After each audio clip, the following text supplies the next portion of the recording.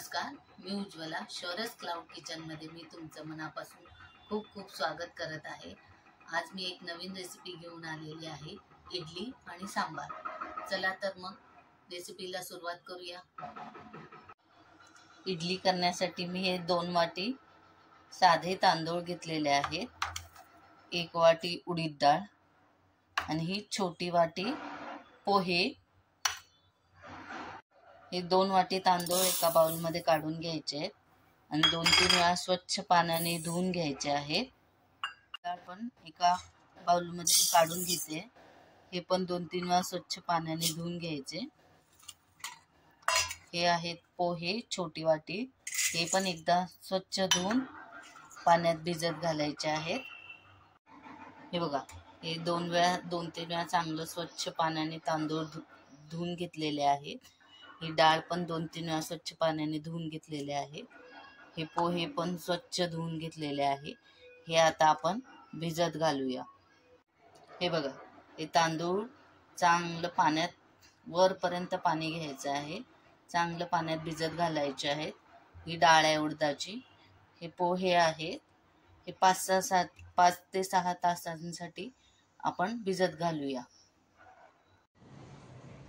हे बघा, 5-6 तास डाळ तांदूळ आणि पोहे चांगले भिजलेले आहेत। आता याचं पाणी काढून घ्यायचं आणि मिक्सरला वाटून घेऊया। या तिन्हीतलं पाणी काढून घेतलेलं आहे। आता हे मिक्सरचं मोठं भांडं घ्यायचं आहे।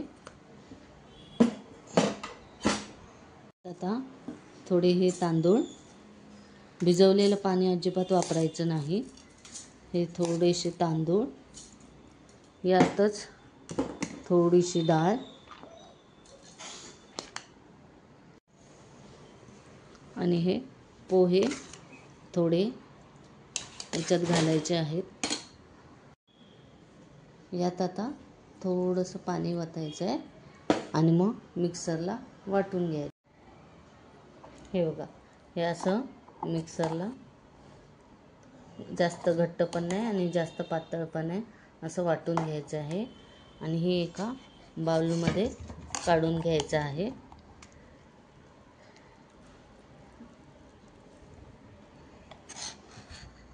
हे बघा, सगळं बॅटर झालेलं आहे। हे असं थोडं घट्ट आणि जास्त पण घट्ट नाही आणि जास्त पण पातळ नाही, असं करायचं आहे आणि हे चांगलं असं मिक्स करून घ्यायचं आहे।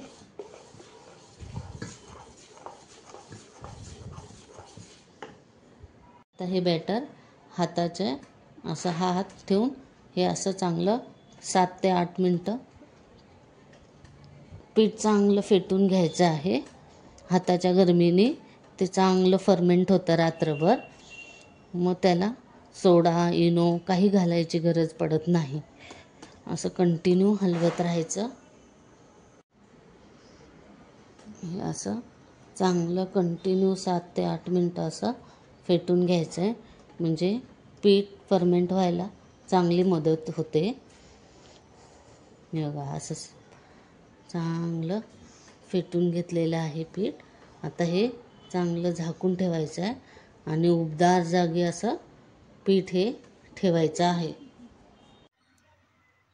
हे बघा, इडलीचं हे मी रात्रभर पीठ भिजवत ठेवलेलं होतं। आता छान हे फर्मेंट झालेलं आहे।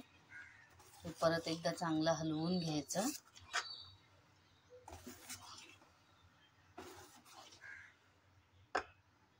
आणि या बॅटरमध्ये 1 चमचा मीठ घालायचं आहे आणि मिक्स करून घ्यायचं आहे। तुम्हाला यातलं पीठ अर्ध काढायचं असेल तर ते बाजूला आधीच काढून घ्या आणि मग जे वापरायचं आहे त्याच्यात मीठ घाला, म्हणजे ते फ्रीजमध्ये 2-3 दिवस चांगलं राहतंय। हे असं चांगलं मिक्स करून घ्यायचं। इथं मी इडलीच्या ह्या प्लेटला मी तेल लावून घेतलेलं आहे आणि ह्याच्यात मग हे असं थोडं थोडं इडलीचं बॅटर घालायचं आहे। पूर्ण असं भरायचं नाही, त्याला स्टीम व्हायला जरा जागा ठेवायची। हे असं थोडंसं वरती काठ असे थोडेसे वरती ठेवायचे आहेत। हे बघा, या 2 इडलीच्या प्लेट मी व्यवस्थित भरून घेतलेल्या आहे इडली बॅटर त्याच्यात। आणि हा स्टीमर मी आधीच इथं पाणी उकळायला ठेवलेलं आहे. हे पाणी आता चांगलं उकळलेलं आहे. याच्यात मी हे इडलीच्या प्लेट्स ठेवत आहे आणि एक 10 मिनिटं स्टीम करून घेऊया. इडली स्टीम होईपर्यंत आपण सांबारची तयारी करूया. इथे एक मी मोठा कांदा घेतलेला आहे चिरून. अशा फोडी करायच्या आहे चौकोनी चौकोनी. एक टोमॅटो घेतलेला आहे. आलं लसूण पेस्ट घेतलेली आहे. इथं मी एक वांग घेतलेलं आहे. हे 2 छोटे बटाटे आहे. हा अर्धा दुधी भोपळा मी घेणार आहे. इथे मी 1 वाटी तुरीची डाळ भिजत घातलेली आहे आणि इथे थोडंसं चिंचेचं पाणी घालायचं आहे. इडली स्टीम करायला ठेवून 10 मिनिटं झालेली आहे. तर आता आपण बघूया इडली झाली का नाही. हे बघा कशी छान फुगली आहे. ही इडली रेडी आहे. याच्या प्लेट्स काढून बाहेर 5 मिनिटं थंड करायला ठेव. इथे मी एक छोटा कुकर ठेवलेला आहे. कुकरमध्ये सांबार पटकन होतं म्हणून मी कुकर वापरत आहे. त्याच्यात 1 पळी तेल घालायचं आहे. सांबारसाठी खूप तेल असं लागत नाही, त्यामुळे तेलाची ही 1 पळी घालायची आहे. तेल चांगलं तापलेलं आहे. मग त्याच्यात हा कांदा घालायचा आहे. कांदा खूप भाजायचा नाही, भाजीसारखा आमटीसारखा थोडासा मऊ करून घ्यायचा आहे. हे बघा कांदा थोडासा भाजल्यानंतर हा टोमॅटो घालायचा आहे. हे बघा कांदा टोमॅटो व्यवस्थित भाजल्यानंतर ह्या सगळ्या भाज्या मगाशी मी ज्या दाखवल्या त्या भाज्या मी स्वच्छ धुवून घेतलेल्या आहे. त्या घालून चांगलं तेलात परतून घ्यायचं आहे. या भाज्या सगळ्या तेलात चांगल्या अशा फ्राय करून घेतलेल्या आहेत. आता याच्यात ही आलं लसूण पेस्ट टाकायची आहे.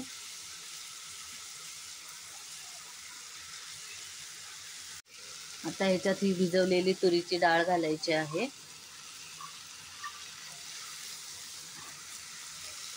चांगलं हलवून घ्यायचं आहे.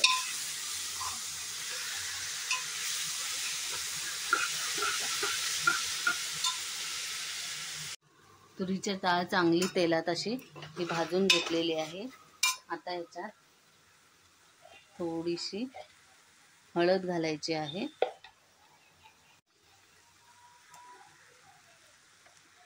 एक चमचा मिरची पावडर घ्यायची आहे. हा सांबार मसाला आहे 1 चमचा. अजून अर्धा चमचा मी सांबार मसाला टाकत आहे. तुम्ही तुमच्या आवडीप्रमाणे सांबार मसाला 1 चमचा 2 चमचे घाला आणि चांगलं हलवून घ्या.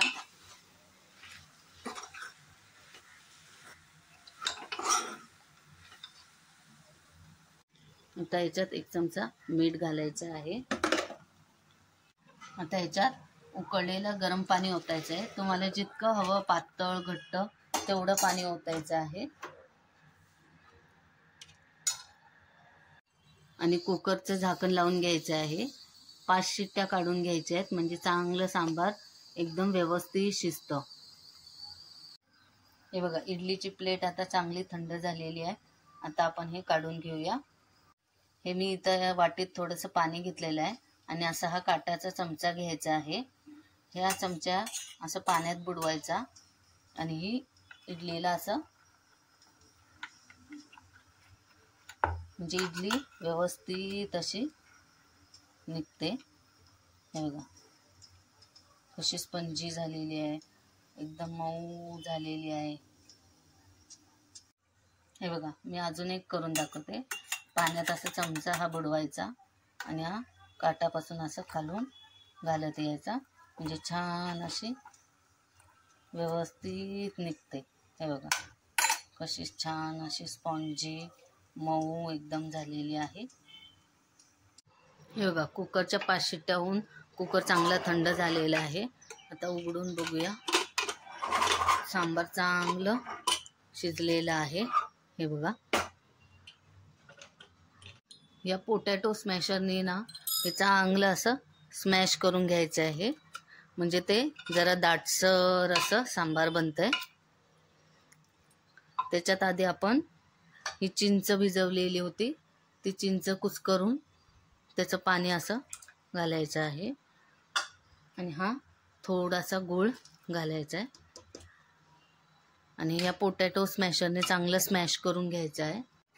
हे बघा, पोटॅटो स्मॅशरने चांगलं स्मॅश केल्यावर असं छान असं दाटसर असं सांबार झालेलं आहे. सगळ्यात शेवटी याच्यात कोथिंबीर बारीक चिरून घालायची आहे आणि सांबार तयार झालं आहे. चला तर आता आपण प्लेटिंग करायला घेऊया. ही इडली, याच्यात मी सांबार घेत आहे. ही सांबार घेतलेला आहे बाउलमध्ये. हे बघा कसं दाटसर झालेलं आहे. हे बघा किती मऊ आणि स्पॉन्जी इडल्या झाल्या आहेत आणि सांबारही खूप दाटसर झाले. हे बघा, बघू शकता तुम्ही. आता मी खाऊन दाखवतो.